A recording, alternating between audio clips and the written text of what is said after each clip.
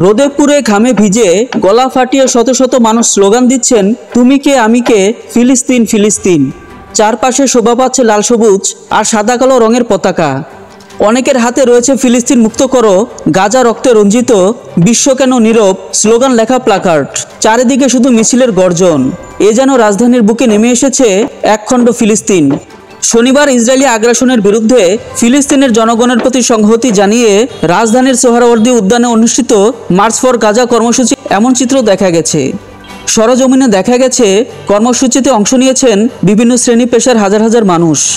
মানবাধিকার সংগঠন, ছাত্র সংগঠন, সামাজিক সংগঠন ও সাধারণ নাগরিকের free free Palestine, Gaza we for with you, stop genocide in Gaza সহ বিভিন্ন স্লোগান সম্বলিত ব্যানার ও প্লাকার্ড বহন করেন। পাশাপাশি তারা ফিলিস্তিনের পতাকা উড়িয়ে প্রতীকী প্রতিবাদ জানান। সমাবেশে আসা মানুষ গাজা ইসরায়েলের চলমান আগ্রাসনকে মানবতার বিরুদ্ধে অপরাধ উল্লেখ করে তা বন্ধে আন্তর্জাতিক সম্প্রদায়ের কার্যকর হস্তক্ষেপ দাবি করেন। একই সঙ্গে বাংলাদেশের পক্ষ থেকে ফিলিস্তিন ইস্যুতে জোরালো কূটনৈতিক অবস্থান নেওয়ার আহ্বান জানানো হয়।